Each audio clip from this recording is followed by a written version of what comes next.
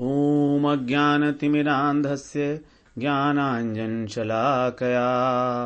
चक्षुरुन्मीलितं येन तस्मै श्रीगुरवे नमः। वाञ्छाकल्पतरुभ्यश्च कृपासिन्धुभ्यैव च पतितानां पावनेभ्यो वैष्णवेभ्यो नमो नमः। नमो महावदान्याय कृष्णप्रेमप्रदायते कृष्णाय कृष्णचैतन्य नाम्ने गौरत्विषे नमः। हे कृष्ण करुणा सिन्धो दीनबन्धो जगत्पते गोपेश गोपिकाकान्त राधाकान्त नमोस्तुते। तप्त कांचन गौरांगी राधे वृंदावनेश्वरी वृषभानुसुते देवी प्रणमामि हरिप्रिये। वृंदायै तुलसी देव्यै प्रियायै केशवस्य च कृष्ण भक्ति प्रदे देवी सत्यवत्यै नमो नमः। श्री कृष्ण चैतन्य प्रभो नित्यानंद श्री अद्वैत गदाधर शिवसदी गौरभक्त वृंद। हरे कृष्ण कृष्ण कृष्ण हरे हरे, हरे राम राम राम हरे हरे। हरे कृष्णा। सर्वप्रथम मैं अपने गुरुपाद पद्म ओम विष्णुपाद अष्टोत्तर शत श्री श्रीमद् भक्तिवेदांत माधव गोस्वामी महाराज के चरण कमलों में अनंत कोटि दंडवत प्रणाम ज्ञापन करता हूं। हम लोग चौथे अध्याय में भगवद गीता के 32वां श्लोक श्रवण कर रहे थे, जिसमें भगवान ने बताया कि अनेक अनेक प्रकार के यज्ञ वेदों में बताए गए हैं विस्तार पूर्वक, और वो सारे यज्ञ जो हैं कर्म के द्वारा ही उत्पन्न हुए हैं। इस बात को जानकर तुमको मोक्ष की प्राप्ति हो जाएगी। तो हम लोग इसमें श्रवण कर रहे थे कि किस प्रकार वेदों के अंदर अनेक प्रकार के यज्ञ हैं और उनको कर्म से उत्पन्न हुआ कैसे जानना। तो यहां बताया भगवान 32वें श्लोक में, एवं बहुविधा यज्ञा वितता ब्रह्मणो मुखे कर्म जान विद्धितान् सर्वान् एवं ज्ञात्वा विमोक्ष्यसे। कर्म जान विद्धि जान सर्वान, जितने भी यज्ञ हैं वो सब कर्म से उत्पन्न हुए हैं, और एवं ज्ञात्वा, इस प्रकार जानकर तुम मोक्ष को प्राप्त करोगे। अब देखिए, कर्म करने के लिए हमारे पास क्या साधन है। कर्म करने के लिए भगवान ने हमको 3 साधन दिए हैं। एक तो हमारा अंतःकरण, एक हमारा बाह्यकरण। प्रमुख साधन 2 ही हैं, अंतःकरण और बाह्यकरण। तीसरा एक साधन, इसको हम प्राण बोलते हैं, वो भी हम मान सकते हैं कि वो भी कर्म करता है, वो क्रिया संपन्न होती है उनसे। क्योंकि जो प्राणों की क्रिया है, श्वास प्रश्वास का लेना, हमारे अंदर जो 5 प्रकार के प्राण हैं, 5 प्रकार के उप प्राण हैं, ये कर्म तो नहीं है लेकिन क्रिया तो है। तो इसीलिए क्रिया करने के लिए 3 प्रकार के साधन हो गए, अंतःकरण, बाह्यकरण और प्राण। बाह्यकरण में हमारी सब शरीर आ गया हमारा, और इंद्रियां आ गई। अंतःकरण में मन बुद्धि अहंकार और चित्त आ गए, और प्राण 5 प्रकार के प्राण और 5 प्रकार के उपप्राण। तो ये जो मनुष्य शरीर है, इसलिए इस शरीर का एक नाम दिया गया है। तुलसीदास जी ने इसको कहा है साधन धाम। साधन धाम, साधन धाम का अर्थ है कि जिस के द्वारा साधन किया जा सकता है, और किसी भी शरीर में साधन नहीं किया जा सकता। और तुलसीदास जी क्या कह रहे हैं, साधन धाम मोक्ष कर द्वारा, कि ये जो शरीर है ये हमारा मोक्ष कर द्वारा, मोक्ष का द्वार है। तो भगवान यहां पर बता रहे हैं कि किस प्रकार यज्ञ जो कर्मों से उत्पन्न हुए हैं, इनको जानकर मोक्ष की प्राप्ति हो सकती है। तो भगवान बताया वित्तता ब्रह्मणों मुखे। वित्तता का मतलब विस्तार पूर्वक। तो वेदों में जो सकाम कर्म है, जो यज्ञ हैं, उनका विस्तार से वर्णन किया गया है, और उनसे प्राप्ति क्या होगी, उनसे नाशवान फल की प्राप्ति होगी, क्योंकि वो कर्म कांड है। वेदों में 1,00,000 श्लोक बताए गए हैं, सब वेदों में मिलाकर। उसमें से 80,000 श्लोक बताए थे कर्मकांड, 16,000 ज्ञान कांड और 4,000 जो है भक्ति से संबंधित हैं। और भक्ति वाले जो 4,000 श्लोक हैं वो भी प्रच्छन्न रूप से हैं, वो भी स्पष्ट नहीं है, हमको उसमें कहीं भक्ति दिखाई नहीं देने वाली, क्योंकि भक्ति को बहुत छुपा कर रखा है। भगवान ने गीता में भी भक्ति को बीच में डाला है, 7वें अध्याय से 12वें अध्याय तक। जैसे एक स्वर्ण मंजूषा होती है, स्वर्ण मंजूषा में क्या होता है, जब हम रखते हैं हीरे को, रखते हैं सॉलिटेयर को, तो क्या होता है, बहुत छुपा के रखते हैं बीच में। नीचे उसका एक आधार होता है, ऊपर उसका एक ढक्कन होता है, और बीच का हिस्सा जो होता है उसको बोलते हैं जिसमें सामान रखते हैं, वो सॉलिटेयर को, डायमंड को रखते हैं। ब्लू ब्लू सा उसके अंदर वो कपड़ा लगा होता है, एक वेलवेट लगी होती है ब्लू कलर की या रेड कलर की। तो नीचे वाला जो आधार है वो है कर्म योग, और ऊपर वाला है ज्ञान योग, ढक्कन, और बीच वाली जो है जगह जहां पर रखा जाता है वहां पर उसको बोलते हैं भक्ति योग। क्योंकि भक्ति इतनी प्रेशस है कि भगवान ने पहले से 6ठे अध्याय को बोला कर्म योग, 13 से 18 तक है ज्ञान योग, और बीच में 7 से 12 को बोला है भक्ति योग। उसको बीच में रखा है छुपाकर। तो कर्म कांड जो है उसकी विशद व्याख्या की गई है वेदों में 80,000 श्लोकों में। तो जितने भी लोग उन कर्म कांड का अनुष्ठान करते हैं उन लोगों को स्वर्ग की प्राप्ति होती है, और स्वर्ग का सुख भोगने के बाद वो लोग पुनः मर्त्य लोक में, इस मनुष्य लोक में आ जाते हैं।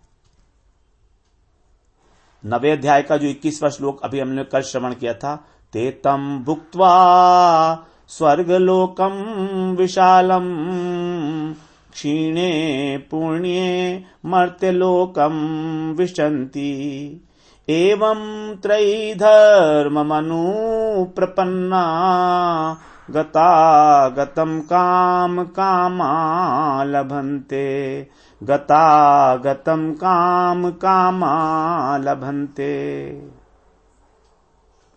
वो विशाल स्वर्ग के सुख को भोगकर उनके क्षीण होने पर, पुण्य का क्षीण होने पर फिर इसी मृत्युलोक में आ जाते हैं। और इस प्रकार तीनों वेदों में जो उसके अनुसार पालन करते हैं कर्मकांड का, वो लोग गतागतम काम कामा लभन्ते, उनका आवागमन चलता रहता है, कभी आते हैं कभी जाते हैं। लेकिन इस श्लोक में जो बात की गई है वो यज्ञ की बात की गई है, और यज्ञ का मतलब है निष्काम कर्तव्य कर्म। जब निष्काम रूप से किया जाएगा उस यज्ञ की बात यहां पर की गई है। इसके अनुष्ठान से परमात्मा की प्राप्ति होगी, यान्ति ब्रह्म सनातनम। 3रे अध्याय में भगवान ने बताया था, हम लोगों ने कल ही श्रवण किया कि किस प्रकार यज्ञ कर्म से उत्पन्न होता है। यज्ञ है कर्म समुद्भव, 14वें श्लोक में।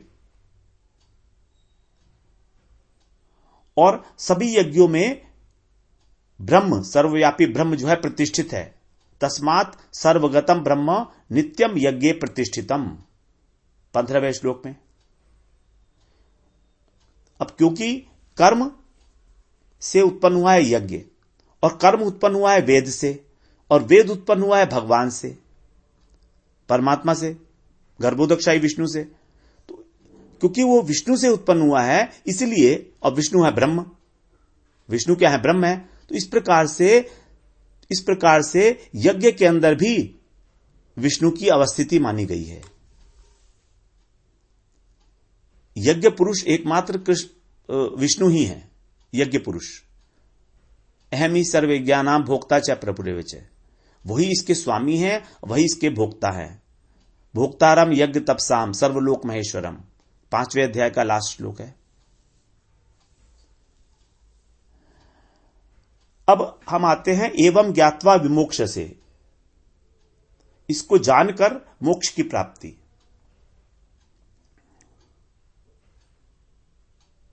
जैसे भगवान ने बताया था कि भगवान को कभी भी कर्म नहीं बांधते। क्यों? क्योंकि उनकी कर्म के फल में स्पृहा नहीं है। हमको बांधता कौन है कर्म से? हमको बांधता है हमारी स्पृहा, हमारी आसक्ति। लेकिन भगवान को कभी कर्म नहीं मानते,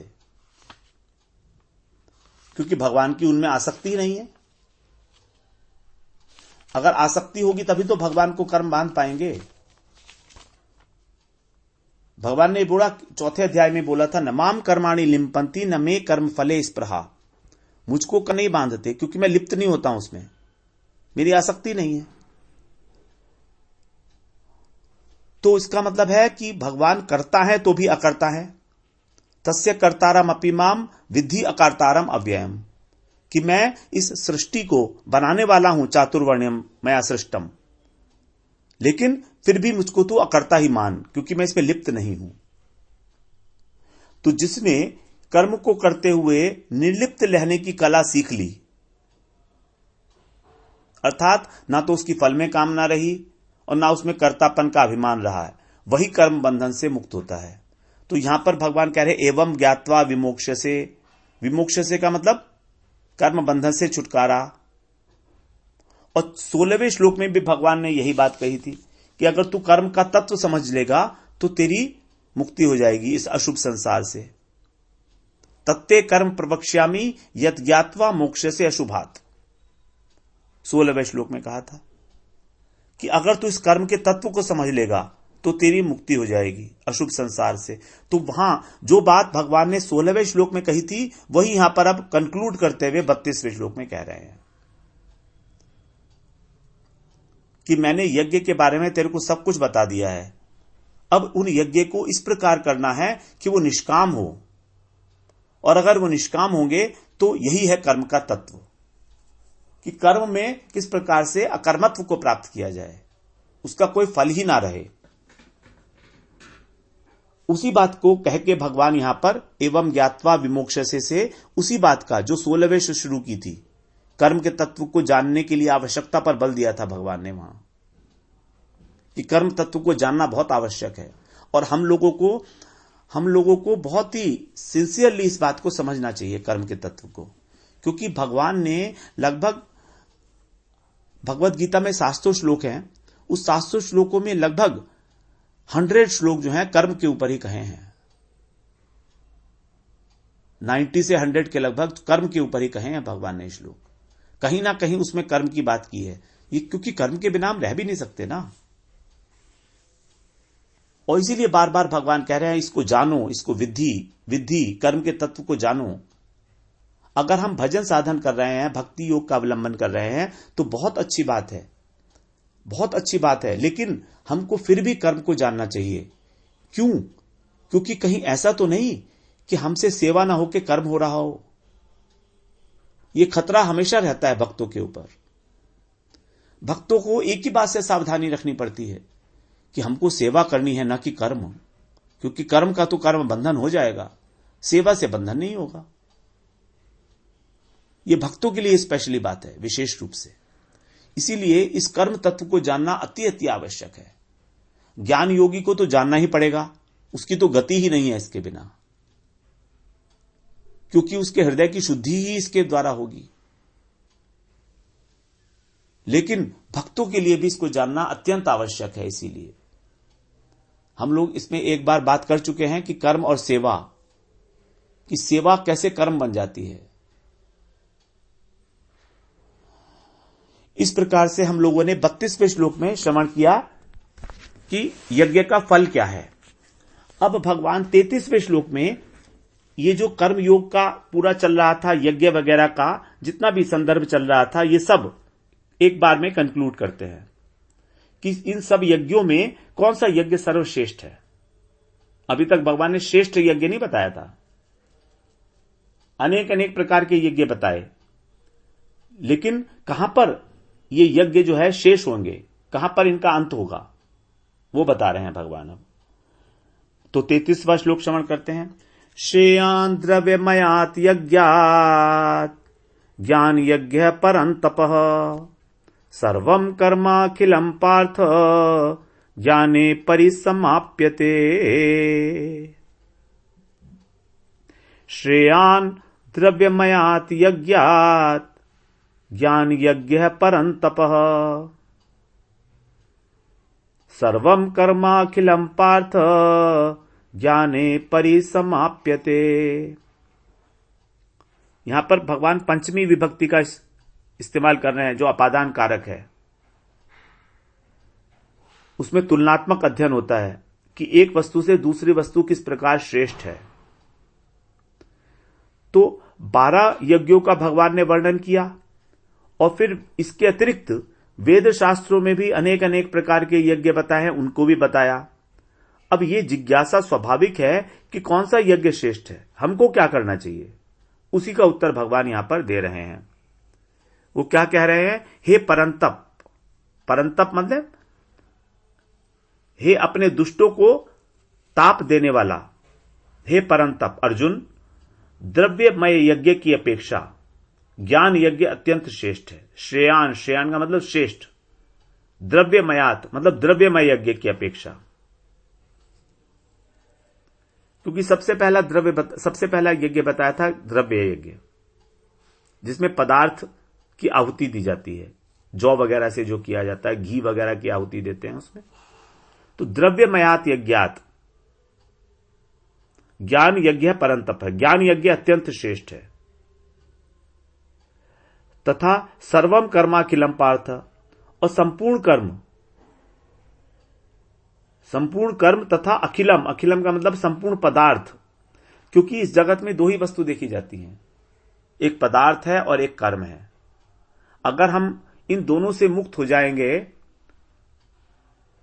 वही है हमारी उद्देश्य, कि हमको पदार्थ और हमारे को कर्म आकर्षित ना कर पाए। संसार में हमको आसक्ति होती है पदार्थों से और कर्म से। तभी भगवान ने कहा था कि मां फलेषु कदाचन, कि फल में आसक्ति मत कर। फल का मतलब पदार्थ, कर्म के बाद फल मिलता है ना, तो फल को पदार्थ कहा। और मां कर्म फल हेतुर्भूमा, और कर्म का हेतु भी बन, अर्थात कर्म को करने वाला में मत बन, मतलब कर्म में भी आसक्त मत हो। तो वही बात यहां पर भगवान कह रहे हैं, सर्वम कर्मा अखिलम। अखिलम का अर्थ यहां पर लेना पड़ेगा हमको संपूर्ण जितने भी पदार्थ हैं वो, क्योंकि सर्वम का मतलब होता है सब, संपूर्ण, और अखिल का मतलब भी संपूर्ण होता है। तो एक कर्म के लिए भगवान 2 प्रकार के विशेषण नहीं देंगे।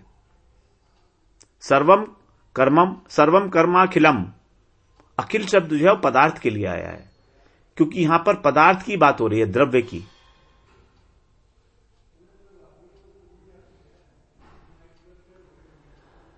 तो सारे कर्मों से और सारे पदार्थों से, सारे पदार्थ कहां पर परिसमाप्यते, संपूर्ण रूप से समाप्त हो जाते हैं। कहां पर?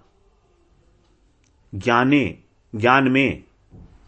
यह 5 विभक्ति है, अधिकरण कारक है। ज्ञान में पे पर, अधिष्ठान। तो ज्ञान के अंदर सब समाप्त हो जाते हैं। अब हम श्रवण करते हैं कि द्रव्यमय यज्ञ क्या है। द्रव्यमय यज्ञ क्या है? प्रकृति हमारे सामने अपने को प्रकट करती है 2 रूपों में। प्रकृति 2 रूपों में प्रकट करती है। हम लोगों ने श्रवण किया, जब प्रकृति में विकार उत्पन्न हुआ था तो उससे सबसे पहले प्रकट हुआ था महत तत्व। महत तत्व से प्रकट हुआ था अहंकार। अब यह अहंकार जो है, यह है क्रिया प्रधान।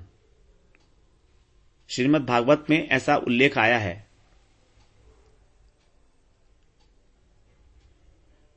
महत तत्व के अंदर कोई क्रिया नहीं है, महत तत्व निष्क्रिय है। क्रिया होती है अहंकार से, अहंकार क्रिया प्रधान है। और अहंकार के जो उपास्य देव बताए थे वो है संकर्षण, और इसके अधिष्ठात्र देव बताए थे रुद्र।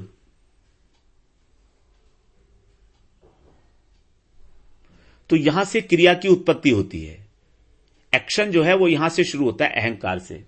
और बात भी ठीक है। अगर हम देखें उदाहरण के लिए, जब हम किसी ऑफिस में ज्वाइन करते हैं तो हम लोगों को एडमिनिस्ट्रेशन में, जब हम एचआरएम में ज्वाइन करते हैं तो उसको अपनी ज्वाइनिंग रिपोर्ट दे देते हैं।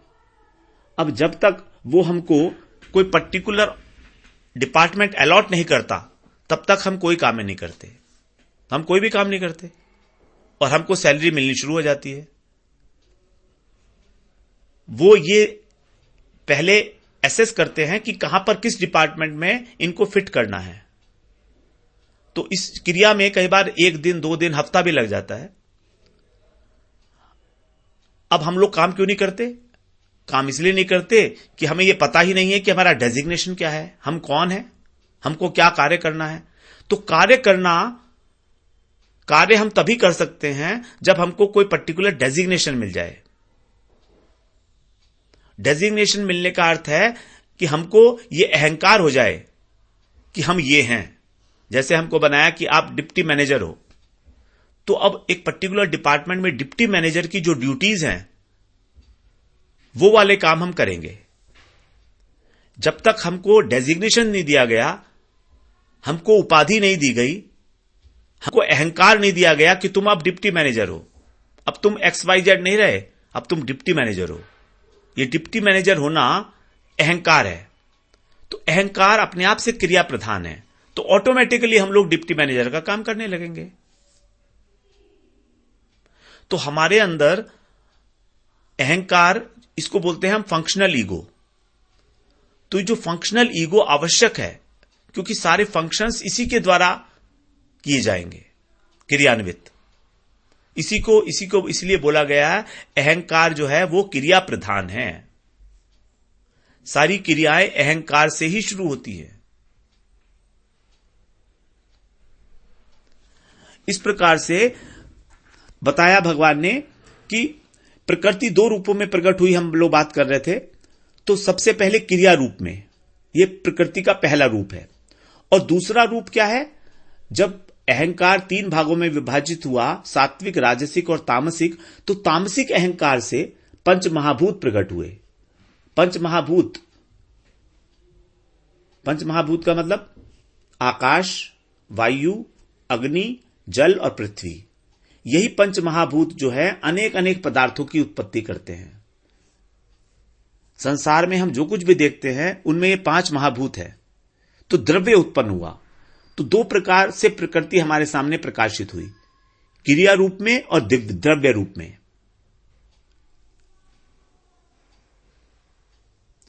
और इसी को भगवान ने 3 अध्याय में कहा था, तत्ववित्तु महाबाहो गुण कर्म विभागयो हो। जो तत्वविद लोग हैं, हे महाबाहो, वो गुण का विभाग और कर्म का विभाग जानते हैं। कर्म का विभाग कौन सा? ये क्रिया बताई। और गुण का मतलब पदार्थ, जो तामसिक अहंकार से पंच महाभूत पैदा हुए। तो इन दोनों का विभाग अलग अलग जानना चाहिए कि क्रिया और पदार्थ या गुण, इनका क्या रोल है। क्योंकि हम देखते हैं कि सारी क्रियाएं पदार्थ के ही आश्रित होती हैं। सारी क्रियाएं, क्रिया को करने वाला और क्रिया को करने के बाद जो उसका फल मिलता है, वो सब पदार्थ है। जैसे क्रिया का साधन क्या है? हमारी इंद्रियां, हमारा अंतःकरण, हमारे प्राण। और ये कहां से पैदा हुए हैं? ये भी सब प्रकृति से पैदा हुए हैं। तो यही है द्रव्य। इन द्रव्यों के द्वारा, इन पदार्थों के द्वारा, यद्यपि ये दिखाई नहीं देती है, लेकिन तो भी इन द्रव्यों के द्वारा जो संसार की वस्तुएं हैं, जड़ वस्तु जो दिखाई दे रही हैं, पदार्थ, उनके ऊपर क्रिया की जाती है। और उसके बाद प्राप्ति भी संसार के पदार्थों की ही होती है हमको। तो यही है गुण और कर्म का विभाग।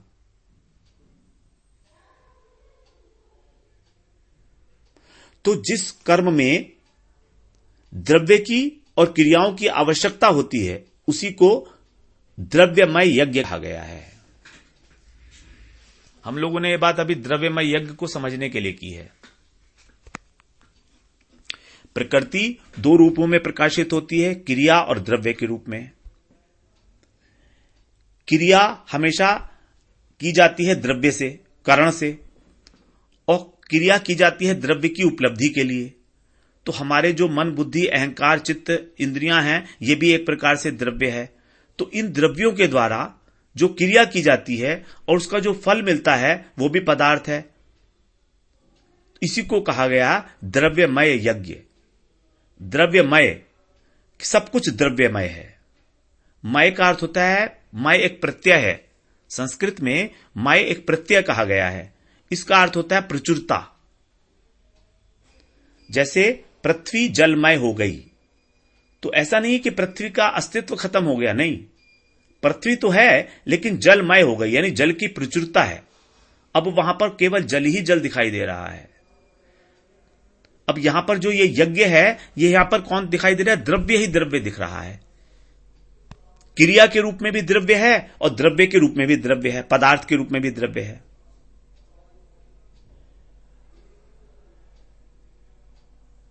इसीलिए इसको कहा गया द्रव्यमय यज्ञ, क्योंकि प्रचुरता द्रव्य की है। तो इसीलिए कहा गया कि ये सारे यज्ञ जो हैं द्रव्यमय हैं। जैसे अग्नि में हम क्या डालते हैं? घी डालते हैं। जब यज्ञ करते हैं तो क्या डालते हैं? चीनी डालते हैं, घी डालते हैं, दही, दूध, तिल, चावल, जौ, चावल, मेवा भी डालते हैं, चंदन, कपूर, धूप, औषधि आदि भी होती है जो हवन सामग्री होती है।